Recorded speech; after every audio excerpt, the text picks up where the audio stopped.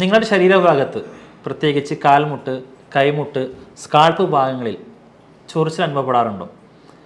അതല്ലെങ്കിൽ നിറമാറ്റമോ, അതല്ലെങ്കിൽ ചൊറിഞ്ഞു പൊട്ടലോ, ശൽക്കങ്ങൾ രൂപപ്പെടലോ, അതുമല്ലെങ്കിൽ ഒരു നാണയത്തിൻ്റെ ആകൃതിയിൽ ഒരു കോയിൻ ഷേപ്പിൽ നിങ്ങൾക്ക് തിണർപ്പുകൾ ഉണ്ടാവുന്നുണ്ടോ?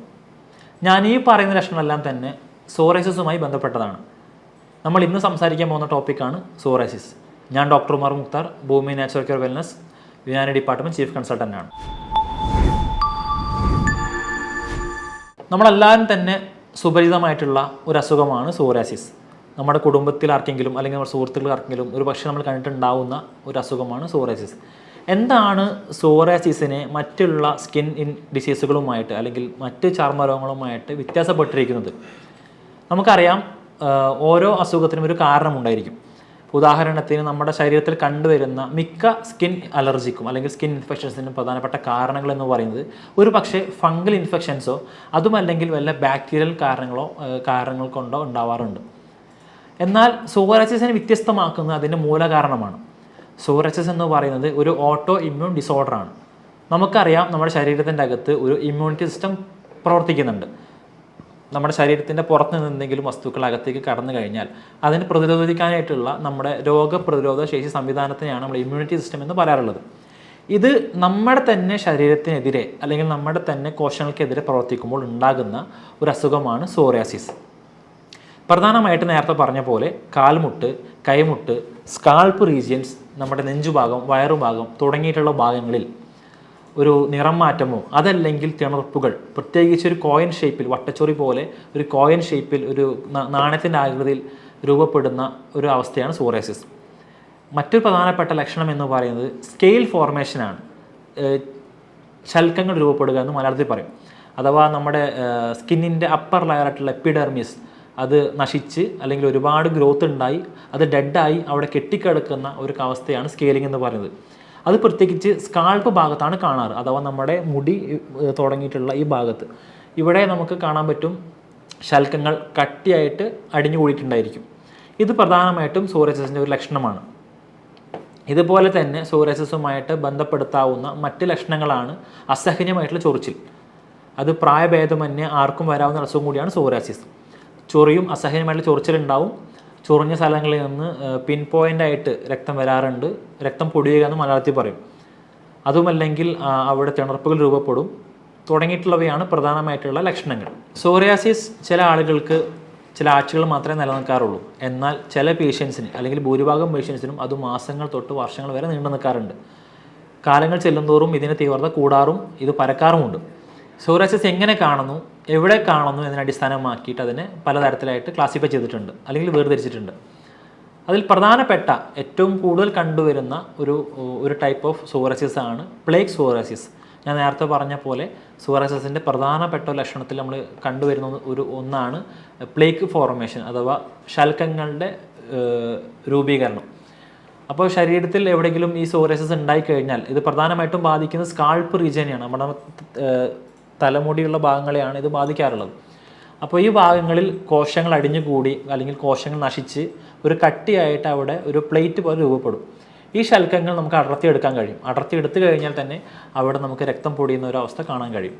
അപ്പോൾ ഇത്തരത്തിലുള്ള ശൽക്കങ്ങൾ രൂപപ്പെടുന്ന സോറിയാസിസിനെയാണ് നമ്മൾ പ്ലേഗ് സോറിയാസിസ് എന്ന് പറയാറുള്ളത്.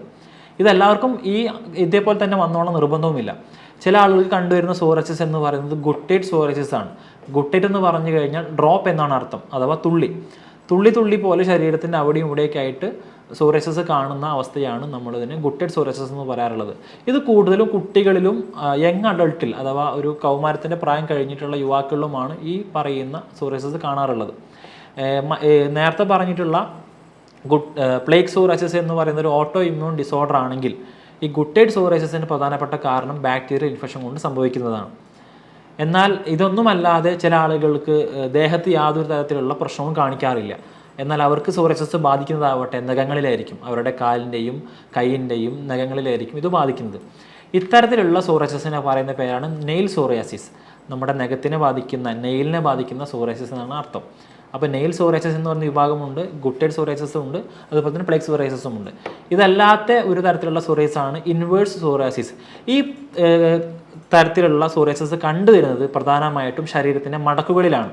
ഇപ്പോൾ സ്ത്രീകളിലാണെങ്കിൽ അവരുടെ ബ്രസ്റ്റിന് താഴെ, അതല്ലെങ്കിൽ കാൽമുട്ടിൻ്റെ പിറകുവശത്ത്, കൈ കൂടുന്ന ഈ സ്ഥലത്ത്, അതുപോലെ നമ്മുടെ കാലിൻ്റെ അയവുകളിൽ തുടങ്ങിയിട്ട് ശരീരത്തിന് മടക്കുകൾ എവിടെയൊക്കെയുണ്ടോ അവിടെയെല്ലാം കാണുന്ന ഒരു പ്രത്യേക തരത്തിലുള്ള സോറിയാസിസ് ആണ് ഈ പറയുന്ന ഇൻവേഴ്സ് സോറിയാസിസ്. ഇതൊന്നുമല്ലാതെ മറ്റൊരു തരത്തിലുള്ള സോറിയാസിസ് ആണ് പസ്റ്റുലാർ സോറിയാസിസ്. ഇത് ലക്ഷണങ്ങൾ കൊണ്ട് സോറിയാസിസുമായിട്ട് നമുക്ക് സാമ്യം തോന്നില്ല എങ്കിലും പഴുപ്പ് നിറഞ്ഞ കുരുക്കൾ ഒരു കൂട്ടമായിട്ട് കണ്ടുവരുന്ന ഒരു കണ്ടീഷനെയാണ് പസ്റ്റുലാർ സോറിയാസിസ് എന്ന് പറയുക. ഇത് നമുക്ക് അങ്ങനെ ചൊറിച്ചിലുണ്ടാവണമെന്നില്ല, എന്നാൽ പോലും ഒരു പ്രത്യേക ഭാഗത്ത് പഴുപ്പുള്ള കുരുകൾ അടിഞ്ഞു കൂടിയിട്ടായി കാണാൻ കഴിയും. ഈ ടൈപ്പിലുള്ള സോറിയാസിസ് നമ്മൾ പസ്റ്റുലാർ സോറിയാസിസ് എന്ന് പറയുന്നത്. ഇനി എന്തൊക്കെ കാരണങ്ങൾ കൊണ്ട് സോറിയാസിസ് എന്ന് പറയുന്ന അസുഖം വരാം? ഞാൻ നേരത്തെ പറഞ്ഞു, ഇതിൻ്റെ പ്രധാനപ്പെട്ട ഒരു കാരണം എന്ന് പറയുന്നത് ഓട്ടോ ഇമ്മ്യൂൺ ഡിസോർഡറാണ്. നമ്മുടെ ശരീരം നമുക്കെതിരെ തന്നെ തിരിയുന്ന സമയത്താണ് ഇത് കൂടുതൽ കണ്ടുവരാറുള്ളത്. ഇതിൽ തന്നെ പ്രധാനമായിട്ടും ഇതിൻ്റെ പിന്നിൽ പങ്ക് വഹിക്കുന്നത് HLA എന്ന് പറയുന്നത് ജീനാണ്, ഹ്യൂമൺ ല്യൂക്കോസൈറ്റ് ആൻറ്റിജൻ എന്ന് പറയുന്ന ഒരു ജീൻ. അതിൽ തന്നെയുള്ള CW6 എന്ന് പറയുന്ന ഒരു ജീനാണ് സോറിയാസിസിനെ ഇത്ര അധികം വഷളാക്കുന്നത് എന്ന് ഇപ്പോൾ അടുത്ത് നടന്ന പഠനങ്ങൾ തെളിയിച്ചിട്ടുണ്ട്.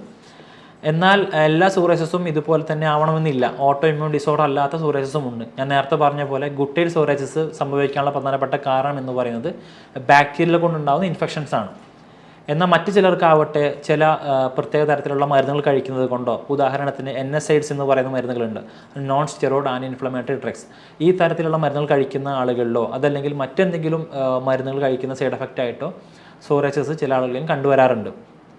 എന്നാൽ മറ്റു ചില ആളുകൾക്ക് ഇതിൻ്റെ സ്ട്രെസ്സ് ഉണ്ടാകുന്ന സമയത്ത് സോറിയാസിസ് ആയിട്ട് രൂപപ്പെടാറുണ്ട്. ഇതിന് പ്രധാനപ്പെട്ട കാരണം എന്ന് പറയുന്നത് നമ്മുടെ വയറുമായിട്ടോ അല്ലെങ്കിൽ ഗട്ടുമായിട്ട്, നമ്മുടെ കുടലുമായി ബന്ധപ്പെട്ടിട്ടുള്ള ആരോഗ്യവുമാണ്. നമ്മുടെ ശരീരത്തിൻ്റെ വയറും കുടലും ബന്ധപ്പെട്ടിട്ടുള്ള ഭാഗങ്ങൾ ആരോഗ്യത്തിലല്ല എങ്കിൽ, അവിടെ നല്ല ബാക്ടീരിയകൾ ഇല്ല എങ്കിൽ അത് നമുക്ക് ഓട്ടോ ഇമ്മ്യൂൺ ഡിസോർഡറിലേക്ക് മാറാനുള്ള സാധ്യത കൂടുതലാണ്. ഉദാഹരണത്തിന് ഗ്ലൂട്ടൻ അലർജി ഉള്ള ആളുകൾ, ഗ്ലൂട്ടൻ എന്ന് പറയുന്നത് ഗോതമ്പ്, അതുപോലെയുള്ള ആട്ട, മൈദ തുടങ്ങിയിട്ടുള്ള ഭക്ഷണപദാർത്ഥങ്ങൾ കാണുന്ന ഒരു തരം പ്രോട്ടീനാണ്. ഈ പ്രോട്ടീൻ എല്ലാവർക്കും ഒരേപോലെ ദഹിക്കാനുള്ള കപ്പാസിറ്റി ഉണ്ടായിക്കൊള്ളണമെന്നില്ല. അപ്പോൾ നമ്മളിത് പരിധിക്കാമോ അളവിൽ കൂടുതൽ കഴിച്ചു കഴിഞ്ഞാൽ ഇതിനെ ദഹിപ്പിക്കാൻ ആവശ്യമായിട്ടുള്ള ബാക്ടീരിയകൾ നമ്മുടെ കുടലിനകത്ത് ഇല്ല എങ്കിൽ അത് ടോക്സിൻസ് പുറത്തു വിടുകയും ഈ പറയുന്ന ഗ്ലൂട്ടൻ ഇൻടോളറൻസ് എന്ന് പറയുന്ന അവസ്ഥയിലേക്ക് നയിക്കുകയും അത് പിന്നീട് ഓട്ടോ ഇമ്മ്യൂൺ ഡിസോർഡറായിട്ട് മാറാനുള്ള സാധ്യതയുമുണ്ട്. അപ്പോൾ എല്ലാം തന്നെ ജെനറ്റിക് ആവണമെന്നില്ല, അല്ലെങ്കിൽ ബാക്ടീരിയൽ ഇൻഫെക്ഷൻ ആവണമെന്നില്ല. ചെറിയ തരത്തിൽ പറയുകയാണെങ്കിൽ നമ്മൾ കഴിക്കുന്ന ഭക്ഷണത്തിലൂടെയും സോറിയാസിസ് വരാനുള്ള സാധ്യത വളരെ കൂടുതലാണ്. അതിൽ പ്രധാനപ്പെട്ടതാണ് ഗ്ലൂട്ടൻ ഇൻടോളറൻസ്. നമ്മൾ കഴിക്കുന്ന ചപ്പാത്തി, ആട്ട, മൈദ തുടങ്ങിയിട്ടുള്ള ഉൽപ്പന്നങ്ങൾ കാരണവും നമുക്കൊരു പക്ഷേ സോറിയാസിസ് വന്നേക്കാം. എന്തൊക്കെ കാരണങ്ങൾ കൊണ്ട് സോറിയാസിസിനെ നമുക്ക് ട്രിഗർ ചെയ്യാം, അല്ലെങ്കിൽ എന്തൊക്കെ കാരണങ്ങൾ സോറിയാസിസിൻ്റെ നില വഷളാക്കാം എന്നുള്ളതാണ് നമ്മൾ സംസാരിക്കാൻ പോകുന്നത്. പ്രധാനമായിട്ടും നമുക്കറിയാം, സ്മോക്കിംഗ്, ആൽക്കഹോളിസം, പുകവലിയും മദ്യപാനവും സോറിയാസിസുള്ള ആളുകൾക്ക് അവരുടെ അസുഖത്തിൻ്റെ വ്യാപ്തി കൂട്ടാൻ കാരണമായേക്കാം. അതല്ല എങ്കിൽ അവർ കഴിക്കുന്ന, ഞാൻ നേരത്തെ പറഞ്ഞ പോലുള്ള ശരീരത്തിൽ ഉഷ്ണം കൂട്ടുന്ന ഭക്ഷണ പദാർത്ഥങ്ങൾ, ഉദാഹരണത്തിന് അമിതമായിട്ടുള്ള സ്പൈസി ഫുഡുകൾ, എരിവുള്ള ഭക്ഷണ പദാർത്ഥങ്ങളോ ഓയിലി ഫുഡുകളോ കഴിച്ചു കഴിഞ്ഞാൽ ശരീരത്തിന് ഉഷ്ണം കൂടുന്നത് വഴി ചില ആളുകൾക്ക് സോറിയാസിസിൻ്റെ തീവ്രത കൂടാം. എന്നാൽ ചില ആളുകൾക്കാവട്ടെ അവർക്ക് ഡിസംബർ സമയം, അതായത് നമ്മുടെ മഞ്ഞുകാലത്തോട് അടുക്കുന്ന സമയത്ത് ഇതിൻ്റെ ഒരു ഇൻറ്റൻസിറ്റി കൂടാറുണ്ട്.